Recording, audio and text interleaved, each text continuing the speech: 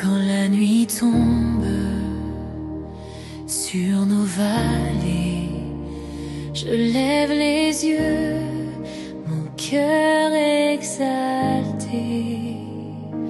Chaque étoile murmure ton nom. Jésus-Christ revient, c'est ma chanson. Les yeux fixés sur toi, j'entendrai ta voix. Tu reviens bientôt, mon Seigneur, mon roi. Je veux parler au monde de toi. J'irai proclamer Jésus-Christ revient, il est roi.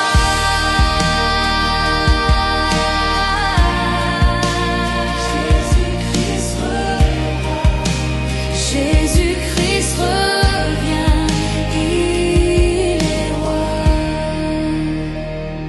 Les nations ne cessent de chercher un mot d'amour pour les soulager. Dieu nous envoie pour les éclairer, pour qu'elles croient en lui, car il revient. Brillez comme les étoiles, scintillez pour lui, demeurez en lui, marchez dans ses voies, pour que chaque cœur entende nos voix. Allons proclamer Jésus-Christ revient, il est roi.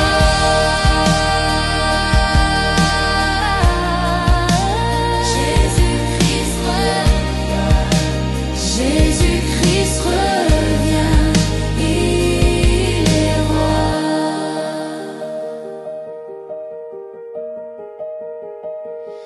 Brillez comme les étoiles, scintillez pour lui, demeurez en lui, marchez dans ses voies, pour que chaque cœur entende sa voix. Allons proclamer Jésus-Christ revient, il est roi.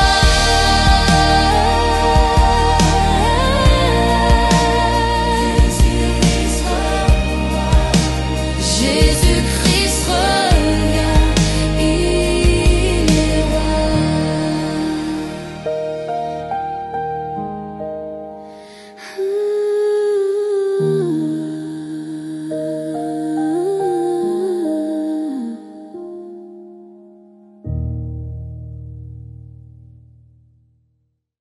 Bonsoir à tous.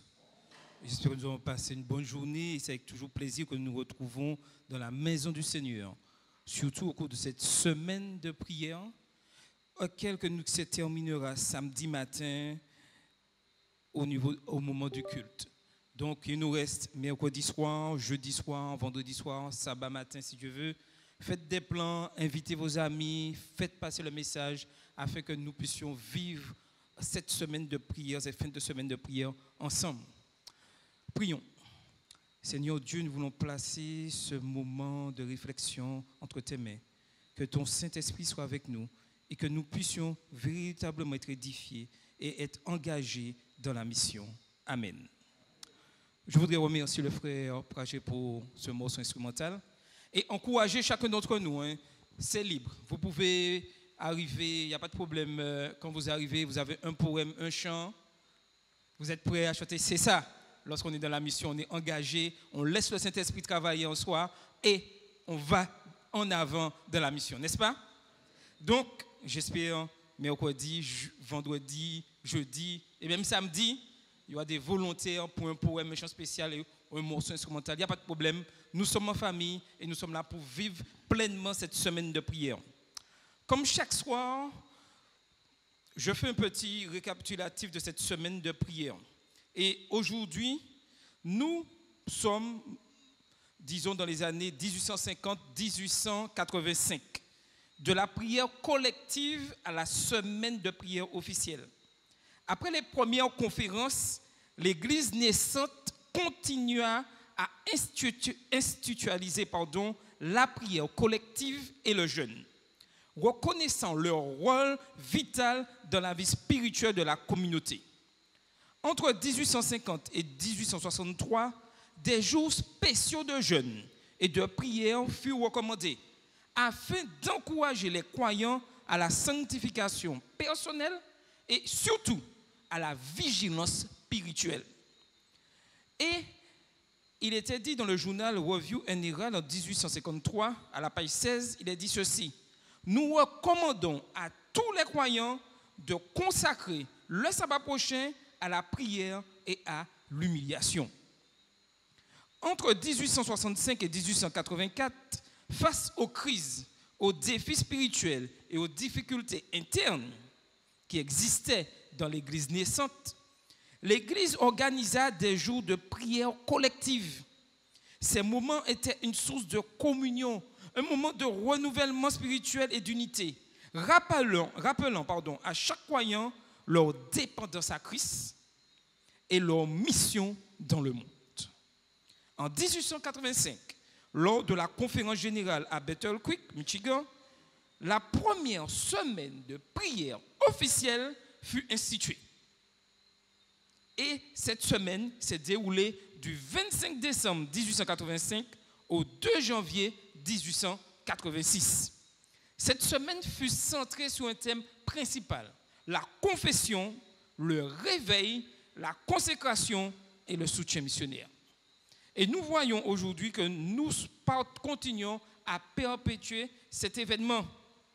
En 1929, l'actuelle structure de la semaine de prière moderne que nous vivons actuellement fut formellement établie par Arthur J. Daniels, président de la conférence générale, qui proposa une semaine de prière spéciale à l'échelle mondiale, que toutes les églises adventistes à travers du monde puissent entrer dans une semaine de prière. Et ceci fut officiellement approuvé par le comité exécutif de la conférence générale. Ce qui fait aujourd'hui, chaque premier samedi du mois de novembre commence la semaine de prière mondiale. Et ceci a été instauré dès 1929. Et il était dit ceci dans le journal Review and Herald le 8 décembre. Nous recommandons que chaque église tienne une semaine spéciale de prière, confession et consécration à la fin de l'année. Voilà l'origine. Aujourd'hui, pour nous, quel enseignement pouvons-nous tirer de tout ceci? Premièrement, la discipline spirituelle collective. La semaine de prière n'est pas un événement quelconque. La semaine de prière rappelle que l'Église ne peut prospérer sans temps régulier de prière et de réflexion communautaire. Il est important que l'Église puisse avoir ces moments de prière. Et aujourd'hui, malheureusement, au XXIe siècle, de moins en moins d'églises adventistes du 7e jour vivent une semaine de prière. Après, on s'étonne qu'on soit autant en difficulté. Mais si nous mettons véritablement la prière au centre et nous laissons le Saint-Esprit agir, nous verrons les changements que nous souhaitons depuis bien longtemps au sein de nos communautés. Il est important que nous puissions en tant qu'Église, rester fidèles à l'engagement que nous avons pris. Nous avons pris un engagement d'avoir chaque année une semaine de prière. Nous devons tout faire pour avoir cette semaine de prière. Et comme je le disais samedi dernier, je remercie énormément la direction ici à l'église de Tracé qui a pris le temps de mettre en place cette semaine de prière, mais surtout la mise tous les soirs. Chaque jour, il y a une réunion du 1er au 8 novembre. C'est ça la véritable semaine de prière. Et il est important que nous puissions retourner à la base. Deuxièmement, la semaine de prière est un enseignement pour notre époque car l'unité centrée sur Christ, en nous rassemblant, nous réaffirmons notre engagement à vivre selon la parole de Dieu et surtout à soutenir la mission globale de l'Église. Voilà. Et troisièmement, renouveau dans les crises. Malheureusement, nous sommes en pleine crise et c'est là que nous devons renouveler du temps dans la prière.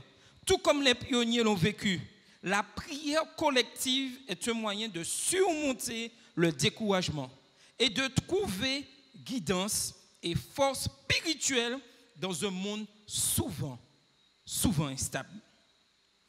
Aujourd'hui, dans nos vies contemporaines, saturées par le numérique et les distractions, la semaine de prière est un appel à ralentir, se concentrer sur Christ, méditer sa parole, confesser nos manquements et renouveler notre engagement missionnaire en communauté ou dans des groupes virtuels. Il est important que nous puissions retourner à la base. Le Seigneur n'oublie pas ses enfants et il nous aime tant. Et ces semaines de prière, chaque année, sont là pour nous rappeler notre engagement à continuer la mission, à surtout ne pas abandonner. Amen. En ce soir, nous aurons comme d'habitude 3 moments de prière et j'aimerais déjà choisir 3 volontaires. Comme nous sommes pleins dans la mission, je sens que je vais être bousculé pour trouver les volontaires. Alors, qui se propose? 3 volontaires.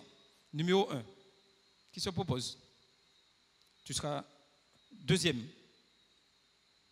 Deuxième. OK. 3e personne? D'accord. Voilà. Ça va vite. Lorsqu'on est dans la mission, on s'engage très vite. Aujourd'hui, en ce soir, le thème retenu par notre ami John Boisseau, qui a fait tous les messages de dimanche à vendredi, et le message de samedi, ça sera un message d'Ellen White. Le titre, c'est la longue attente.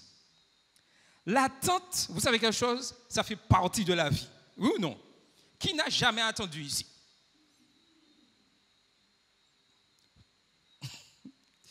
Nous attendons tous quelque chose. Un résultat médical, une réponse d'emploi, la guérison d'un proche, le retour d'un enfant, un signe du ciel. Mais parfois, l'attente devient une école de la foi. En novembre 2023, dans le nord de l'Inde, 41 ouvriers furent piégés pendant 17 jours dans un tunnel effondré. Les machines sophistiquées ont échoué. Les secours officiels ont presque renoncé. Mais un petit groupe de mineurs de charbon, avec leurs simples outils, ont percé la roche à la main. Quand enfin une lumière est entrée et un survivant a dit: nous étions impatients, mais nous n'avons jamais perdu espoir. Ces mots, frères et sœurs, sont un résumé de la vie chrétienne. L'impatience humaine, mais une espérance divine qui ne meurt jamais. Ce n'est pas un péché d'être impatient, mais c'est un péché de ne pas avoir l'espérance divine. Depuis 6000 ans, le monde attend le grand sauveur, promis au jardin d'Éden. Depuis plus de 160 ans, les adventistes du 7e jour répètent fidèlement: Jésus revient bientôt. Et comme je le disais sabbat, cette année, j'ai eu l'occasion de fêter mes 40 ans en tant que membre de l'église adventiste du 7e jour. 40 ans, c'est long. Et quand frère Daniel Chafographe, frère Joseph Chafographe, les autres personnes, ils sont là depuis plus longtemps que moi, à mon avis, le temps est encore plus long pour eux que pour moi. Mais le Seigneur nous dit: je reviens bientôt. Mais souvent dans cette attente, nous nous surprenons des fois à murmurer: Seigneur, Seigneur, combien de temps encore? Beaucoup confondent le silence de Dieu avec son absence. Mais la Bible nous enseigne que Dieu agit souvent en coulisses. Il agit dans le calme, loin du tumulte. Pendant que Noé construisait l'arche, 120 ans se sont écoulés sans pluie. Vous imaginez? Pendant que Joseph languissait dans une prison égyptienne, Dieu préparait sa promotion. Pendant que les disciples attendaient dans la chambre haute, le Saint-Esprit descendait à l'heure exacte fixée par le ciel. Et Hébreux 10, verset 37 dit ceci: car encore un peu de temps, celui qui doit venir viendra et il ne tardera pas. Chaque attente, chaque silence, chaque délai est chargé de promesses. Dieu n'est pas en retard. Il est parfaitement ponctuel selon son plan de salut. Nous allons avoir maintenant notre premier moment de prière et nous allons prier pour que Dieu renouvelle dans nos cœurs la bienheureuse espérance du retour de Jésus. Pour ceux qui sont découragés, fatigués ou blessés par l'attente, pour que notre Église ici à Tracé reste unie, confiante et surtout vigilante. Mettons-nous à genoux et nous allons prier avec notre frère. Le temps de Dieu n'est pas le nôtre. Vous le savez? L'histoire du salut est une histoire d'attente. Depuis la chute en Éden jusqu'à la promesse du retour du Christ, le peuple de Dieu a toujours vécu entre la promesse et son accomplissement. Adam et Ève attendaient déjà le Messie à la naissance de leur fils Caïn. Ils avaient cet espoir. Ils pensaient voir s'accomplir immédiatement la promesse d'un sauveur. Mais le temps de Dieu suivait un autre rythme. Et Madame White dit ceci dans Jésus-Christ à la page 31. Adam et Ève accueillirent avec joie leur premier-né, espérant qu'il serait le libérateur. Mais l'accomplissement de la promesse tarda. Abraham, lui, il reçut la promesse d'un fils, mais il dut attendre 25 longues années avant de tenir Isaac dans ses bras. Pendant ce temps, il a appris à faire confiance, même quand la promesse semblait impossible, même quand il a voulu donner un coup de main à Dieu, il attendait patiemment. Les descendants d'Abraham attendirent 400 ans avant d'être délivrés d'Égypte. Pendant ces siècles d'esclavage, beaucoup se demandèrent si Dieu avait oublié son peuple. Puis après les prophètes, Israël attendit encore des siècles avant de voir naître le Messie tant attendu, le Messie promis. Et quand enfin le Christ vint, le monde ne l'attendait plus. C'est souvent ainsi dans nos vies. Quand Dieu tarde, notre foi est testée. Nous voulons des réponses immédiates, des solutions rapides, un accomplissement visible. Mais Dieu agit selon un autre calendrier. Il agit selon son calendrier. Un calendrier parfait, souverain et plein d'amour. Et ça, nous devons comprendre ceci. Le calendrier de Dieu est parfait, souverain et plein d'amour.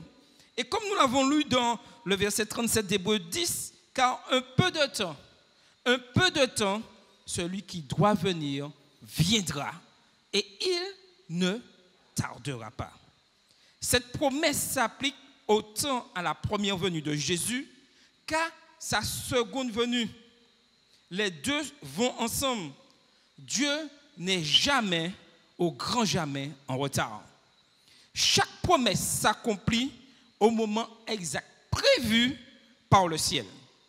Même si la terre semble attendre dans le silence, au moment prévu, cette promesse s'accomplit. Lorsque le temps nous semble long, souvenons-nous que l'attente n'est pas un vide spirituel, mais un espace de préparation. Pendant que nous attendons, pendant que nous vivons le silence de Dieu, selon nous, dans ce temps, Dieu, lui, il travaille. Il façonne nos cœurs. Il purifie nos désirs. Il aligne notre volonté sur la sienne. Parfois, Dieu retarde la bénédiction pour nous rendre capables de la recevoir. Ce que nous appelons un délai est souvent une formation divine. Et Madame White le dit très bien dans le message choisi au volume 1 à la page 90. Dieu mesure chaque épreuve. Il ne tarde pas, mais attend le moment où la foi aura mûri pour recevoir la réponse. Alors si aujourd'hui, tu traverses une attente qui semble vraiment interminable, une guérison, une réconciliation, une délivrance, souviens-toi, Dieu n'a pas dit non. Il a dit pas encore, pas encore. Et dans ce pas encore se trouve la grâce du processus. L'attente est l'atelier de Dieu, où il transforme nos impatiences en persévérance et nos prières en confiance. Et nous devons avoir tout ceci en tête. La foi dans l'attente s'exerce pleinement dans la prière. C'est pour ceci que nous aurons notre deuxième moment de prière avec le frère Chafougak, Daniel. Et il va prier en ce sens pour que Dieu donne la patience à ceux qui attendent une délivrance.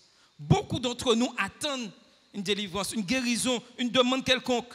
Il va prier dans ce sens pour aussi que nous ne perdions pas la foi quand le ciel semble silencieux et pour que la patience devienne pour nous un témoignage vivant. Mettons-nous à genoux.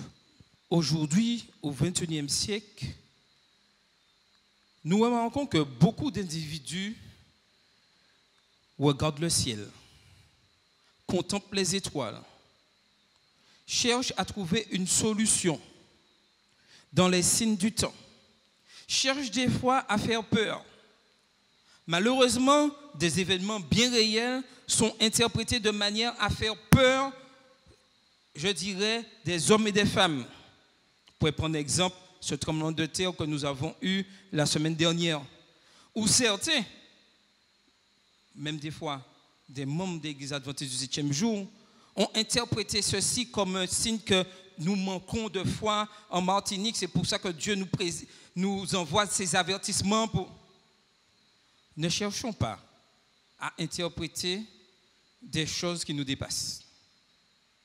Les signes du temps n'ont pas été donnés par Dieu pour nous faire peur, mais ont été donnés pour que nous ayons confiance et que notre espérance soit vraiment, je dirais, solide. Le monde dans lequel nous vivons, semble vaciller. Chaque jour, les nouvelles font écho à des prophéties que nous connaissons bien. Guerre, rumeurs de guerre, épidémie, famine, tremblement de terre, crise économique et crise climatique, confusion morale et technologique qui bouleversent la conscience et la liberté humaine. Pour beaucoup, ces choses sont des raisons d'avoir peur.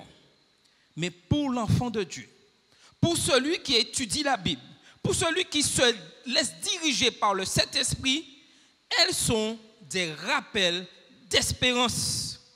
Les signes du temps ne sont pas là pour effrayer, mais pour confirmer que ce que Dieu a dit dans sa parole, c'est vrai. Et Jésus dit lui-même dans Luc 21, verset 28, « Quand ces choses commenceront à arriver, redressez-vous et levez vos têtes parce que votre délivrance est proche. » Donc, lorsque nous vivons un tremblement de terre, nous ne devons pas avoir peur. Je sais, ça fait peur aussi. Mais ceci doit renforcer notre espérance. Ce n'est pas parce que nous cherchons à renforcer notre espérance que nous allons réclamer des tremblements de terre matin, midi et soir. Vous voyez bien ce que je veux dire. Alors que le monde regarde vers le bas, dans l'inquiétude et la confusion, le croyant que nous sommes, lui regarde vers le haut, avec confiance. Et c'est pour ça que ce thème a été retenu au cours de, je dirais, cette semaine de prière. Qu'ont contemplez les étoiles. Levez les yeux en haut, car votre délivrance est proche. Les catastrophes naturelles, les guerres, la montée de la violence ou la perte des valeurs morales ne doivent pas nous abattre. Ce n'est pas parce que chaque semaine en Martinique, nous entendons qu'il y a des morts tués par balles que nous devons baisser les bras. Elles sont simplement les dernières sonneries d'un réveil spirituel mondial. Et Madame Watt écrit ceci dans Témoignage pour l'Église en anglais, volume 9 à la page 11. Elle écrit ceci: de grands changements vont bientôt se produire dans notre monde. En prenant la Martinique seulement, est-ce que vous avez vécu, est-ce que vous voyez de grands changements par rapport à ce que nous vivions dans le passé? Personne ne peut le contester. Et elle continue. Et les derniers événements s'accompliront rapidement. Donc nous devons être sur nos gardes. Des choses que nous n'avons jamais vues vont arriver. Comment allons-nous absorber ces choses-là? Oui, tout s'accélère. Mais plus le monde s'agite, plus nous devons être enracinés dans la foi. Les signes nous rappellent que Dieu contrôle encore l'histoire. Dieu est en contrôle, que rien ne lui échappe et que le mal aura bientôt une fin. Le même Jésus qui annonça les tremblements de terre, les persécutions, les dérèglements de toutes sortes, a dit aussi dans Jean 14, verset 1, que votre cœur ne se trouble point, croyez en Dieu, croyez en moi, non pas à l'angoisse, mais à l'assurance que la délivrance est proche. Les signes nous rappellent que nous sommes sur le bon chemin. Lorsque nous voyons tout ceci se passer autour de nous, surtout dans notre petite Martinique, nous devons nous dire que nous sommes dans le bon chemin. Parfois, la route devient sombre, mais les prophéties sont comme des lampadaires célestes. Elles éclairent notre marche jusqu'au grand matin éternel. Quand le monde devient fou, quand la justice chancelle, quand le mal semble, oui, je dis bien semble triompher, souvenons-nous. Oui, Jésus, tu es le bon chemin. Jésus nous dit que tu es sur le bon chemin. Continue à croire, car le roi est à la porte. L'attente devient alors un voyage de confiance. Chaque bouleversement n'est pas un accident, il est un repère prophétique. Et chaque repère nous rapproche de la destination finale, le retour glorieux du Christ. Oui, en ce soir, je voudrais vous partager avec vous et vous dire que les signes annoncent la joie qui vient après les larmes. Même si nous vivons des moments difficiles, nous avons cet espoir. Même si nous voyons le monde être troublé par tout ce qui se passe, surtout au niveau de la Martinique, nous avons cet espoir. Le monde finira par atteindre un point de rupture. Mais c'est précisément quand tout semblera perdu que le ciel s'ouvrira. Les nuits noires de la crise seront dissipées par la lumière du retour du roi. Et alors, les rachetés s'écrieront, comme il est écrit dans Ésaïe 25, verset 9, « Voici notre Dieu en qui nous avons espéré, et c'est lui, oui, c'est lui qui nous sauve. » Ce cri, ce n'est pas celui de la peur, mais un cri, c'est le cri de la victoire. Ceux qui ont gardé les commandements de Dieu et la foi de Jésus, ce que nous avons vu hier dans Apocalypse 14, verset 12, verront s'accomplir la plus belle promesse de l'histoire. Oui, frères et sœurs, les signes nous rappellent que la nuit, oui, la nuit est presque finie. Bientôt, oui, très bientôt, l'étoile se lèvera et nos attentes prendront fin dans la gloire du royaume éternel. Amen. Pour sceller cet engagement, nous allons prier avec le frère Praget. Et nous allons prier pour 4 sujets qui nous permettront de bien comprendre que nous devons rester fidèles et nous lever pour accomplir la mission et persévérer.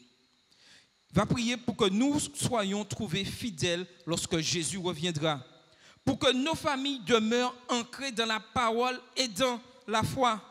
Pour que notre église, ici à Tracé, notre église Adventiste du 7e jour en Martinique et dans le monde entier, garde vivante la vision du retour de Jésus dans chaque ministère. Et aujourd'hui, c'est quelque chose d'important. Et chez nous, nous continuons à prier pour cela, pour que cette vision soit constamment dans tous les services de l'Église adventiste du 7e jour. Et pour finir, pour une effusion du Saint-Esprit qui prépare le peuple du reste à la moisson finale. Mettons-nous à genoux et prions. Le monde a oublié la promesse. Mais l'Église ne doit pas l'oublier.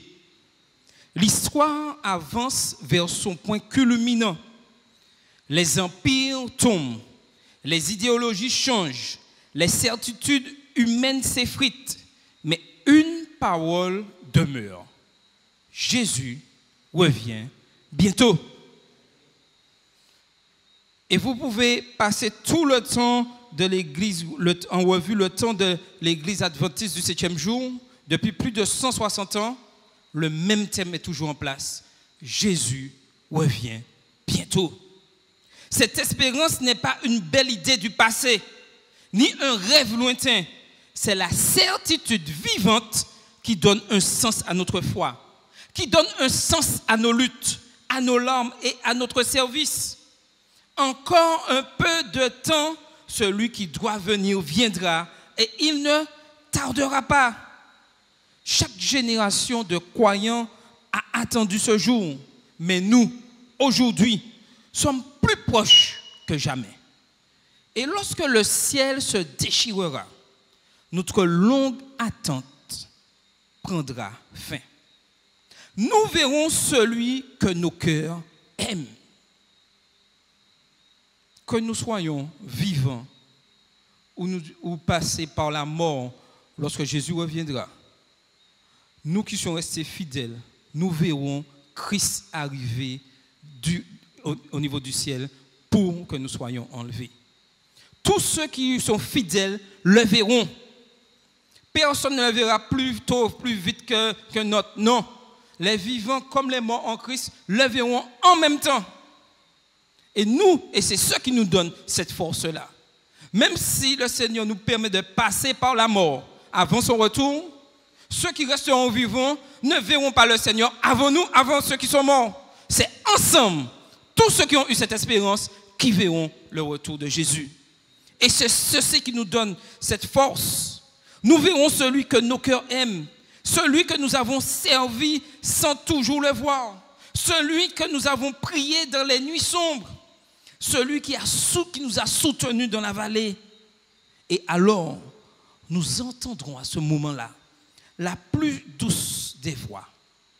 Bien, bon et fidèle serviteur, entre dans la joie de ton maître. Quelle récompense pour la foi patiente. Quelle victoire pour ceux qui auront persévéré, malgré la lassitude, malgré les moqueries, les épreuves et les silences de Dieu. Comme les mineurs sortant du tunnel après 17 jours dans l'obscurité, nous lèverons les yeux vers la lumière éternelle en disant, nous étions fatigués, mais nous n'avons jamais perdu espoir. Ce jour-là, plus d'attente, plus de séparation, plus de douleur. Nos prières deviendront des louanges et nos larmes seront essuyées par la main même de Jésus. Et Madame Watt résume ceci dans le livre Maranatha à la page 316 et elle nous dit ceci. Bientôt, oui, bientôt nous verrons le roi dans sa beauté. Nous contemplerons sa face radieuse et entendrons sa voix douce nous dire « Votre guerre est terminée ». Frères et sœurs, gardons la foi qui attend, la foi qui prie, la foi qui espère contre toute espérance. Car bientôt, oui, très bientôt, celui que nous attendons paraîtra dans sa gloire. Ce jour-là, notre foi se changera en une réalité. Et nous le verrons, notre Sauveur, face à face. Et notre attente sera remplie de joie éternelle. Amen. Je veux être présent à ce rendez-vous. Souhaitez-vous être présent? La balle est dans notre camp. Le Seigneur nous dit, attends, encore un peu, mais je viens. Sois patient, sois fidèle. Et notre prière d'engagement ce soir serait celle-ci. Oui Seigneur, merci pour la promesse de ton retour. Donne-nous une foi qui ne faiblit pas, même dans l'attente, même lorsque l'attente se fait longue. Fais de nous un peuple qui veille, un peuple qui prie, un peuple qui témoigne avec ardeur. Que notre confiance en ta venue soit notre force quotidienne. Et lorsque tu reviendras, trouve-nous debout, les yeux levés, le cœur prêt. Voici notre Dieu en qui nous avons espéré. Au nom de Jésus-Christ. Amen.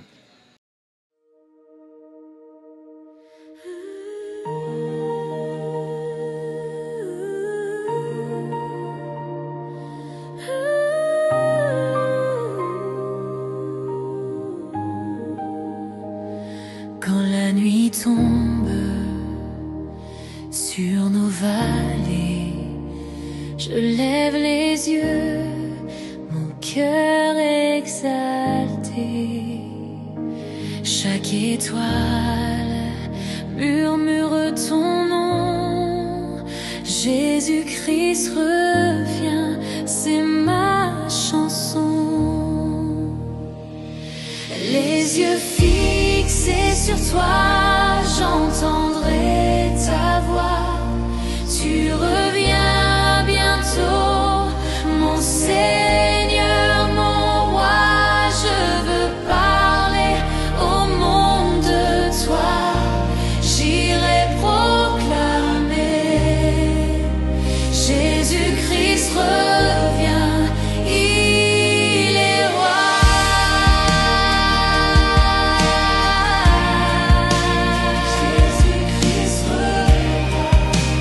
Jésus-Christ revient, il est roi.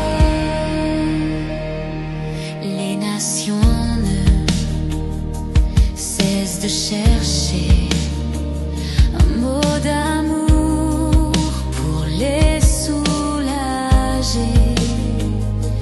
Dieu nous envoie pour les éclairer, pour qu'elles croient en lui, car il revient.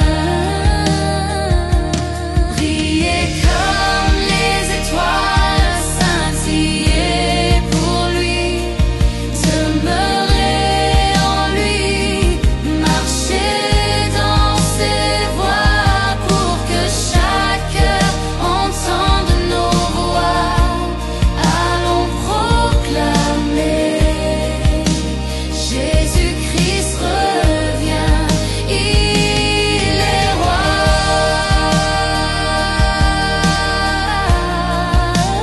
Jésus-Christ revient, Jésus-Christ revient, il est roi.